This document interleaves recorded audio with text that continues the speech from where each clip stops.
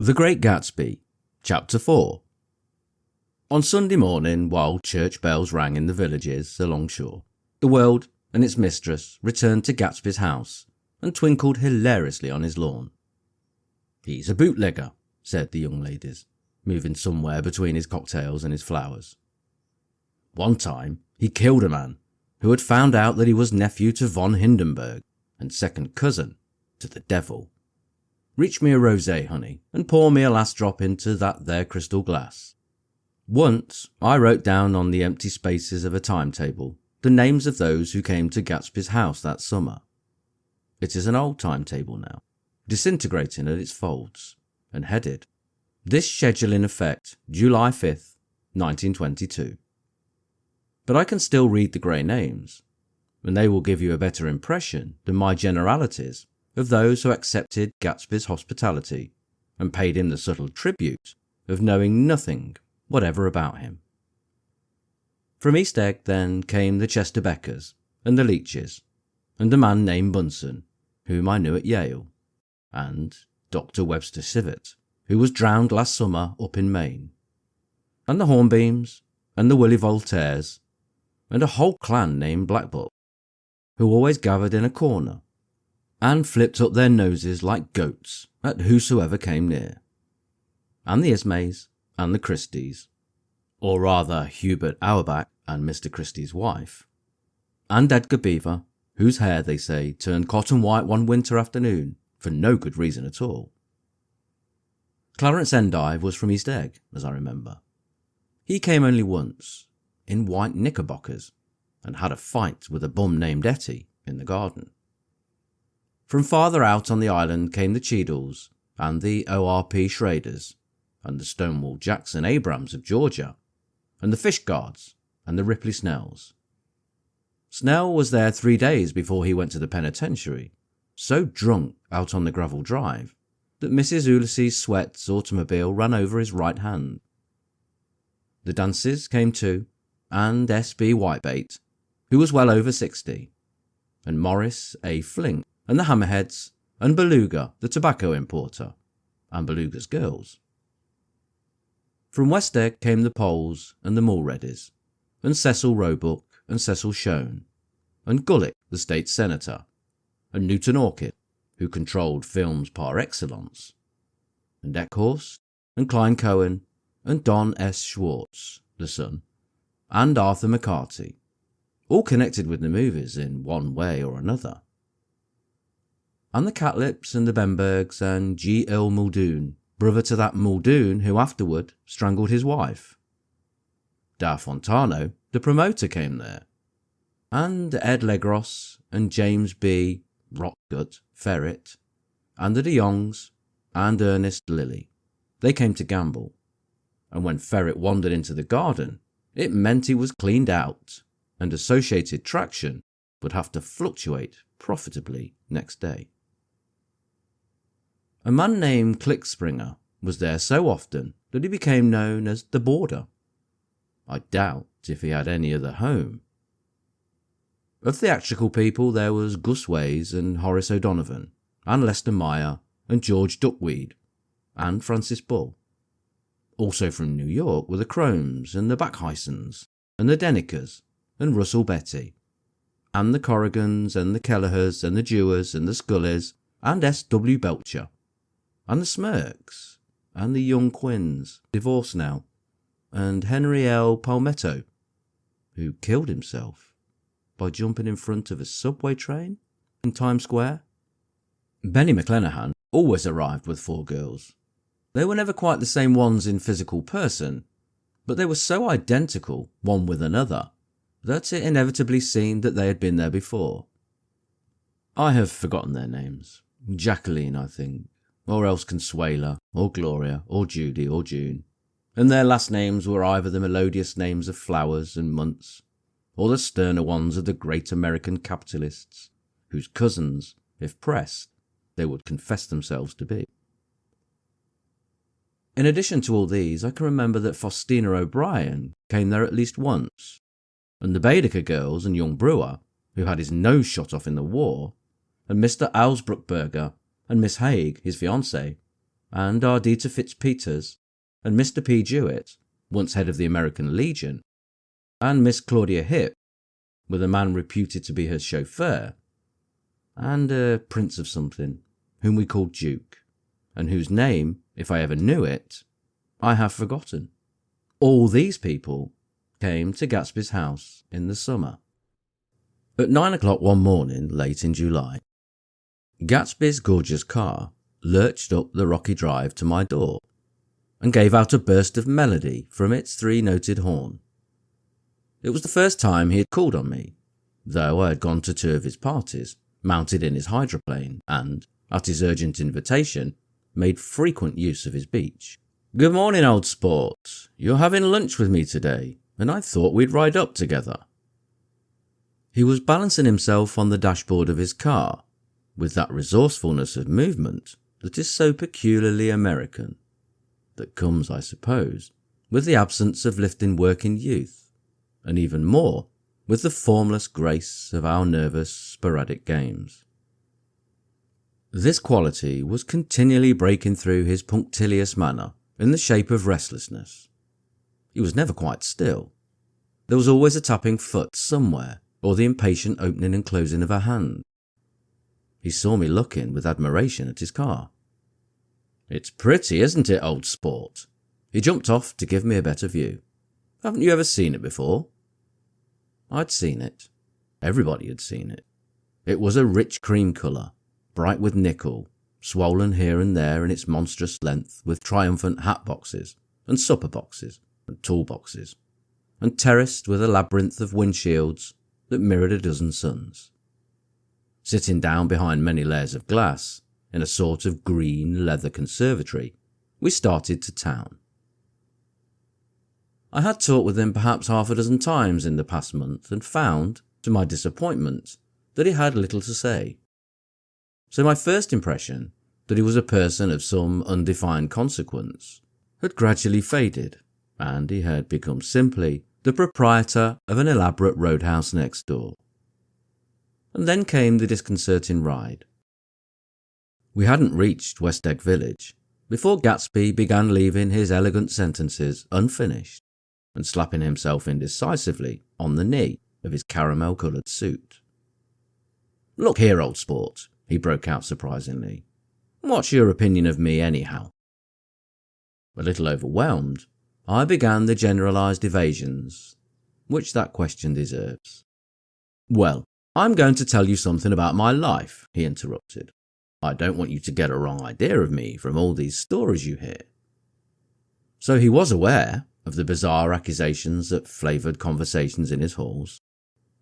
"I'll tell you God's truth." His right hand suddenly ordered divine retribution to stand by. "I am the son of some wealthy people in the Middle West, all dead now. I was brought up in America, but educated at Oxford, because all my ancestors have been educated there for many years. It is a family tradition." He looked at me sideways, and I knew why Jordan Baker had believed he was lying. He hurried the phrase, "educated at Oxford," or swallowed it, or choked on it, as though it had bothered him before. And with this doubt, his whole statement fell to pieces, and I wondered if there wasn't something a little sinister about him after all. "What part of the Middle West?" I inquired casually. "San Francisco." "I see. My family all died, and I came into a good deal of money." His voice was solemn, as if the memory of that sudden extinction of a clan still haunted him. For a moment, I suspected that he was pulling my leg, but a glance at him convinced me otherwise. "After that, I lived like a young Raja in the capitals of Europe. Paris, Venice, Rome, collecting jewels, chiefly rubies, hunting big game, painting a little, things for myself only, and trying to forget something very sad that had happened to me a long time ago." With an effort, I managed to restrain my incredulous laughter. The very phrases were worn so threadbare that they evoked no image except that of a turbaned character, leaking sawdust at every pore as he pursued a tiger through the Bois de Boulogne.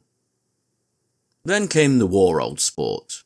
It was a great relief, and I tried very hard to die, but I seemed to bear an enchanted life. I accepted a commission as first lieutenant when it began.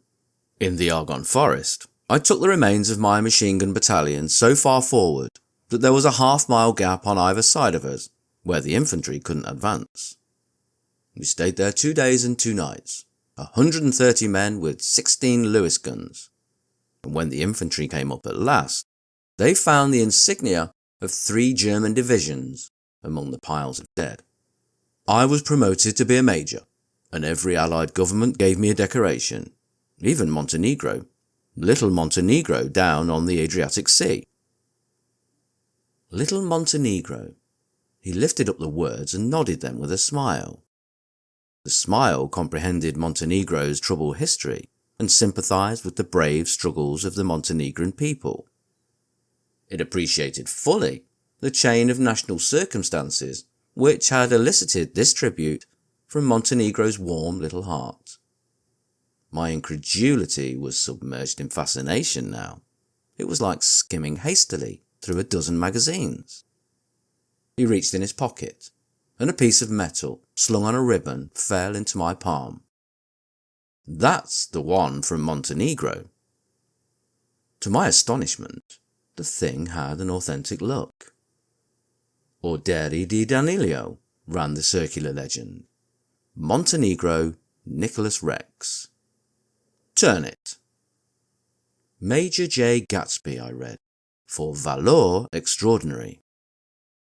Here's another thing I always carry, a souvenir of Oxford days. It was taken in Trinity Quad.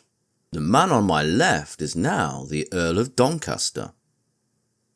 It was a photograph of half a dozen young men in blazers, loafing in an archway through which were visible a host of spires. There was Gatsby, looking a little, not much younger, with a cricket bat in his hand. Then it was all true.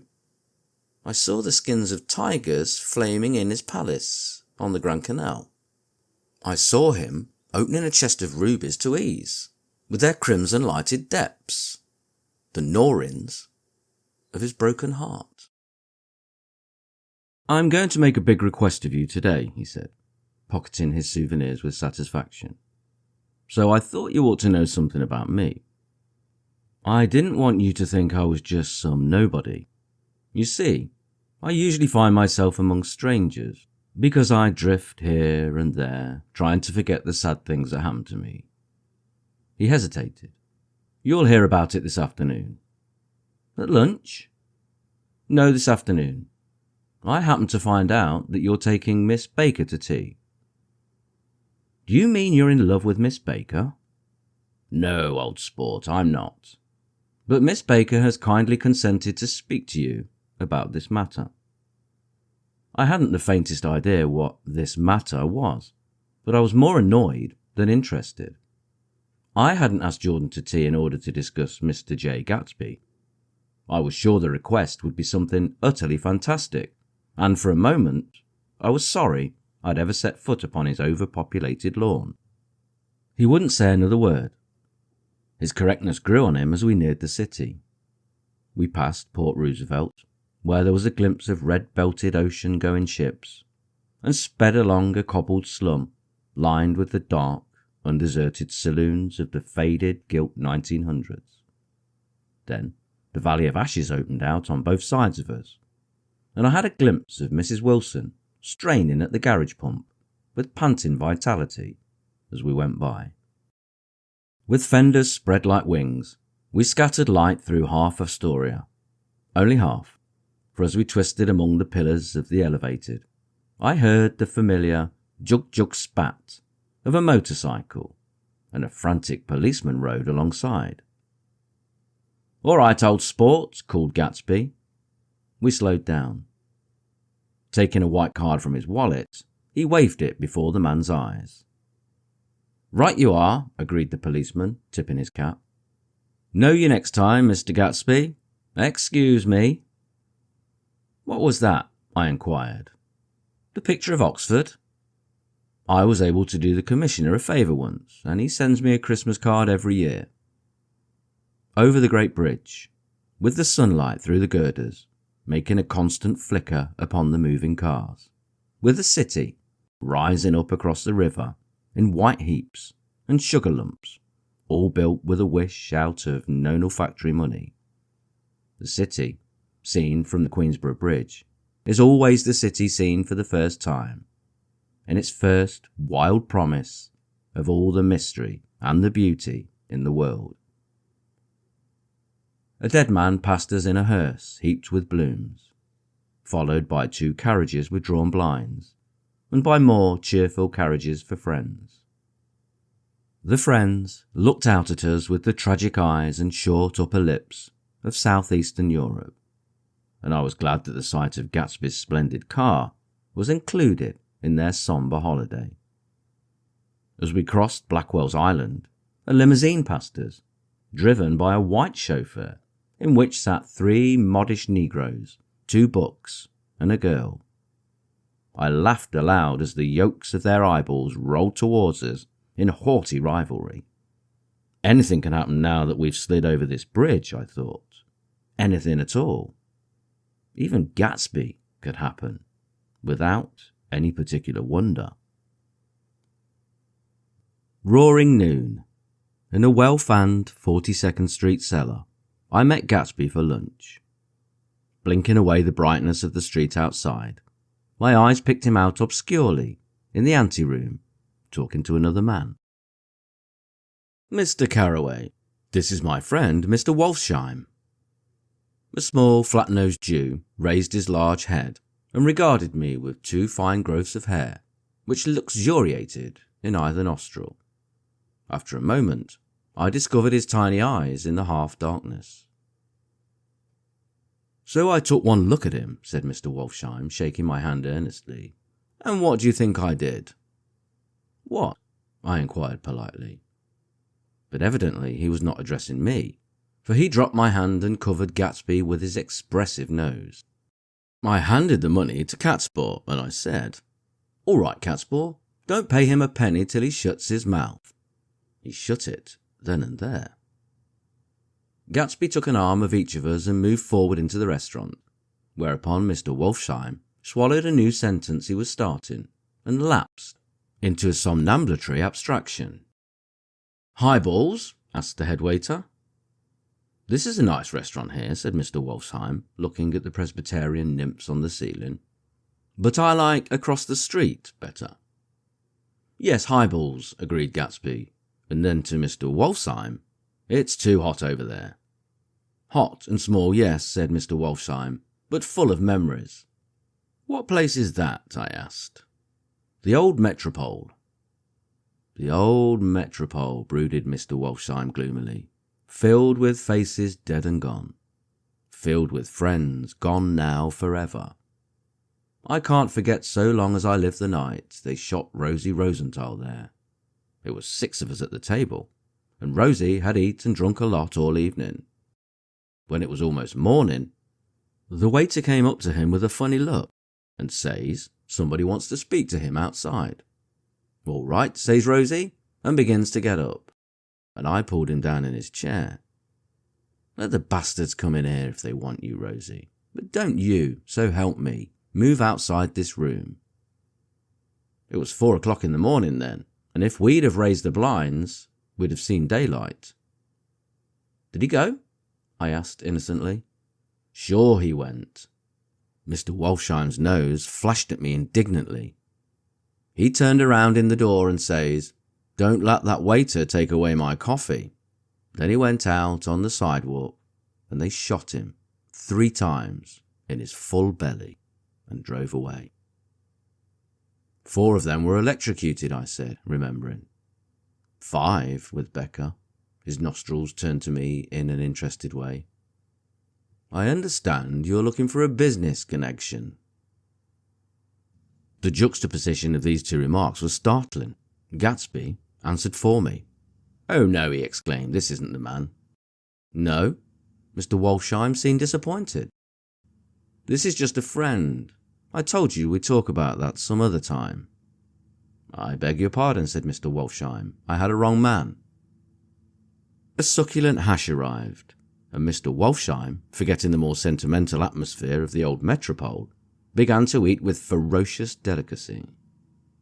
His eyes, meanwhile, roved very slowly all around the room. He completed the arc by turning to inspect the people directly behind. I think that, except for my presence, he would have taken one short glance beneath our own table. "Look here, old sport," said Gatsby, leaning toward me. "I'm afraid I made you a little angry this morning in the car." There was a smile again, but this time I held out against it.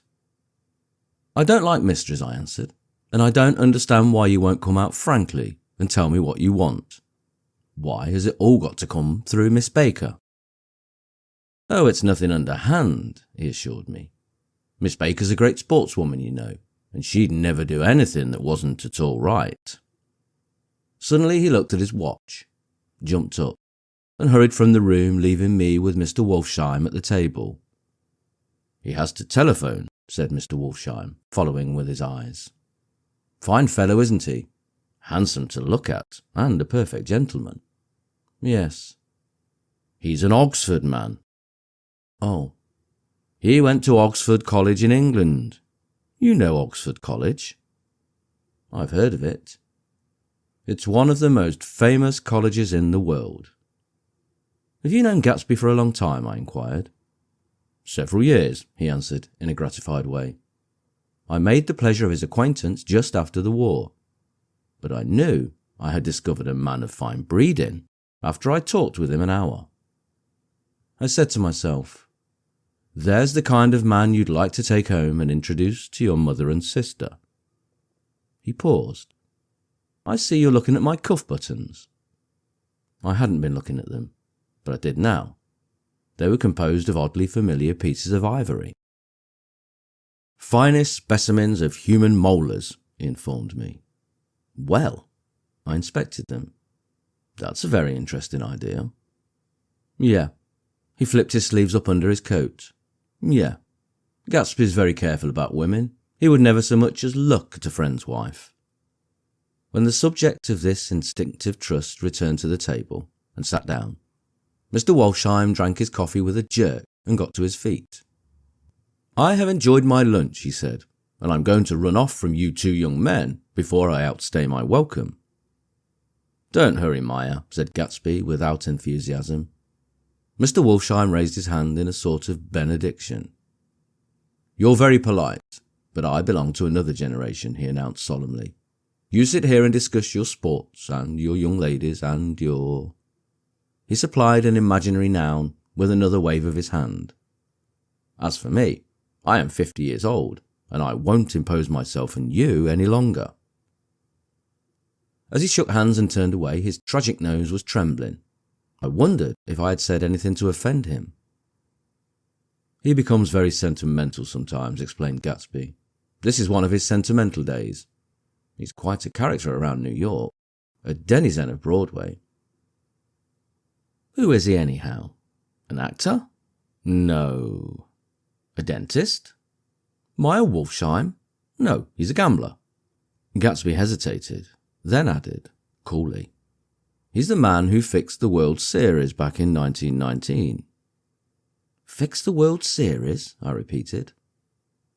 The idea staggered me. I remembered, of course, that the World Series had been fixed in 1919, but if I had thought of it at all, I would have thought of it as a thing that merely happened, the end of some inevitable chain.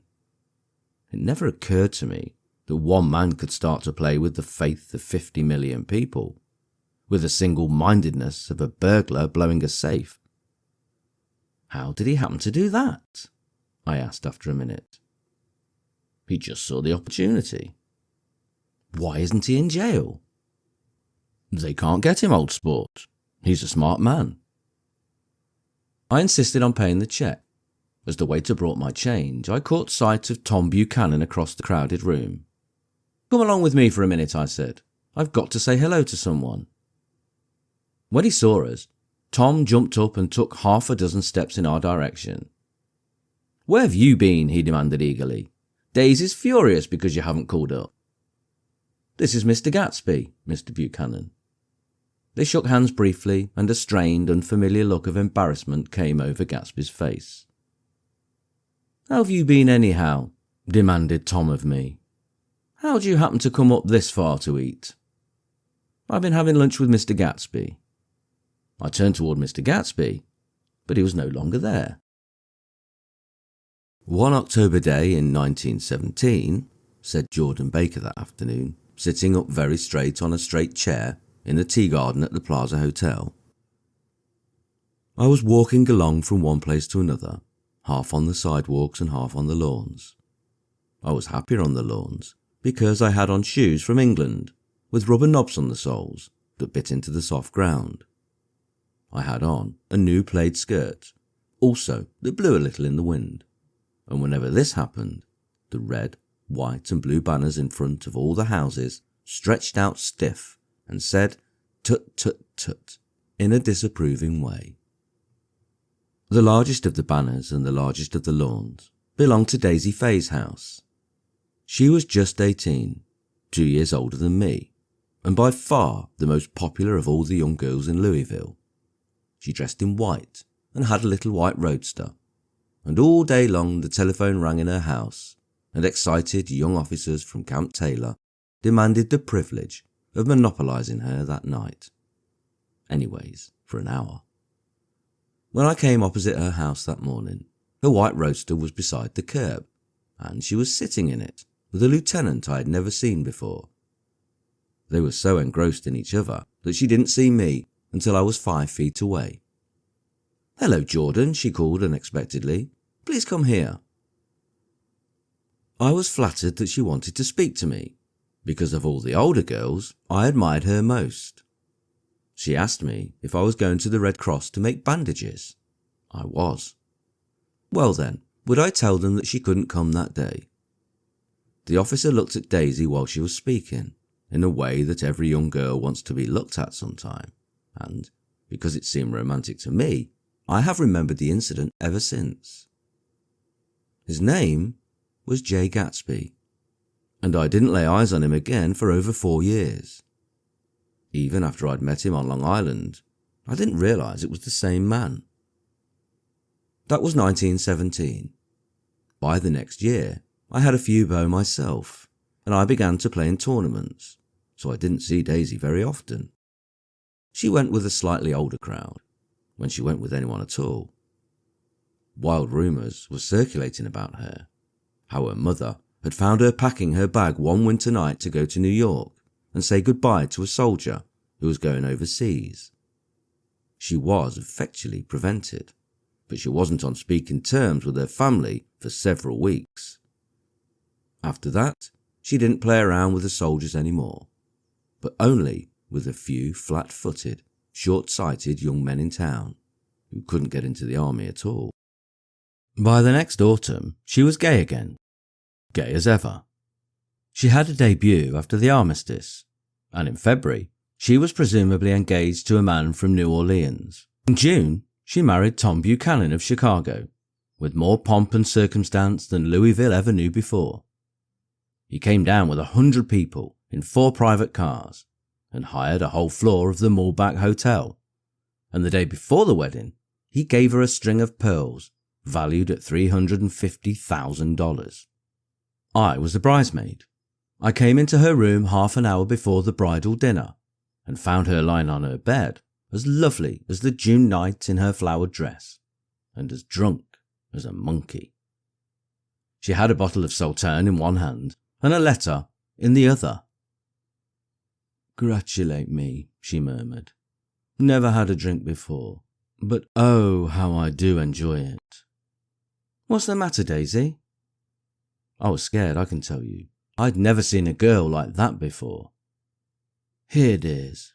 She groped around in a wastebasket she had with her on the bed and pulled out the string of pearls. "Take 'em downstairs and give 'em back to whoever they belong to. Tell 'em all Daisy's changed her mind. Say, Daisy's changed her mind." She began to cry. She cried and cried. I rushed out and found her mother's maid, and we locked the door and got her into a cold bath. She wouldn't let go of the letter. She took it into the tub with her and squeezed it up in a wet ball, and only let me leave it in the soap dish when she saw that it was coming to pieces like snow. But she didn't say another word. We gave her spirits of ammonia and put ice on her forehead and hooked her back into a dress, and half-hour later, when we walked out of the room, the pearls were around her neck and the incident was over. Next day at 5 o'clock she married Tom Buchanan without so much as a shiver and started off on a 3-month trip to the South Seas. I saw them in Santa Barbara when they came back, and I thought I'd never seen a girl so mad about her husband. If he left the room for a minute, she'd look around uneasily and say, "Where's Tom gone?" and wear the most abstracted expression until she saw him coming in the door. She used to sit on the sand with his head in her lap by the hour, rubbing her fingers over his eyes and looking at him with unfathomable delight. It was touching to see them together. It made you laugh in a hushed, fascinated way. That was in August. A week after I left Santa Barbara, Tom ran into the wagon on the Ventura Road one night and ripped a front wheel off his car. The girl who was with him got into the papers too, because her arm was broken. She was one of the chambermaids in the Santa Barbara Hotel. The next April, Daisy had her little girl and they went to France for a year. I saw them one spring in Cannes and later in Deauville, and then they came back to Chicago to settle down. Daisy was popular in Chicago, as you know. They moved with a fast crowd, all of them young and rich and wild, but she came out with an absolutely perfect reputation. Perhaps because she doesn't drink. It's a great advantage not to drink among hard-drinking people. You can hold your tongue and, moreover, you can time any little irregularity of your own so that everybody else is so blind that they don't see or care. Perhaps Daisy never went in for amour at all, and yet there's something in that voice of hers. Well, about 6 weeks ago, she heard the name Gatsby for the first time in years. It was when I asked you, do you remember, if you knew Gatsby in West Egg? After you had gone home, she came into my room and woke me up. What Gatsby? And when I described him, I was half asleep. She said, in the strangest voice, that it must be the man she used to know. It wasn't until then that I connected this Gatsby with the officer in her white car. When Jordan Baker had finished telling all this, we had left the plaza for half an hour and were driving in a Victoria through Central Park. The sun had gone down behind the tall apartments of the movie stars in the West 50s, and the clear voices of children, already gathered like crickets on the grass, rose through the hot twilight. I am the Sheikh of Araby, your love belongs to me. At night when you're asleep, into your tent I'll creep. It was a strange coincidence, I said. But it wasn't a coincidence at all. Why not? Gatsby bought that house so that Daisy would be just across the bay.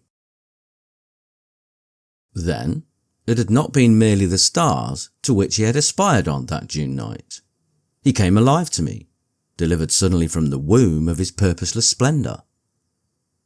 He wants to know, continued Jordan, if you'll invite Daisy to your house some afternoon and then let him come over. The modesty of the demand shook me. He had waited 5 years and bought a mansion where he dispensed starlight to casual moths so that he could come over some afternoon to a stranger's garden. Did I have to know all this before he could ask such a little thing? He's afraid. He's waited so long. He thought you might be offended. You see, he's regular tough underneath it all. Something worried me. Why didn't he ask you to arrange a meeting? He wants her to see his house, she explained, and your house is right next door. Oh, I think he half expected her to wander into one of his parties some night, went on Jordan, but she never did. Then he began asking people casually if they knew her, and I was the first one he found. It was that night he sent for me at his dance, and you should have heard the elaborate way he worked up to it. Of course, I immediately suggested a luncheon in New York, and I thought he'd go mad. "I don't want to do anything out of the way," he kept saying. "I want to see her right next door." When I said you were a particular friend of Tom's, he started to abandon the whole idea. He doesn't know very much about Tom, though he says he's read a Chicago paper for years just on the chance of catching a glimpse of Daisy's name. It was dark now, and as we dipped under a little bridge, I put my arm around Jordan's golden shoulder and drew her toward me and asked her to dinner. Suddenly, I wasn't thinking of Daisy and Gatsby anymore, but of this clean, hard, limited person who dealt in universal skepticism and who leaned back jauntily just within the circle of my arm. A phrase began to beat in my ears with a sort of heady excitement. There are only the pursued, the pursuing, the busy, and the tired. "And Daisy ought to have something in her life," murmured Jordan to me. "Does she want to see Gatsby?" "She's not to know about it. Gatsby doesn't want her to know. You're just supposed to invite her to tea." We passed a barrier of dark trees and then the facade of 59th Street, a block of delicate pale light beamed down into the park. Unlike Gatsby and Tom Buchanan, I had no girl whose disembodied face floated along the dark cornices and blinding signs, and so I drew up the girl beside me, tightening my arms. Her wan, scornful mouth smiled, and so I drew her up again closer, this time to my face.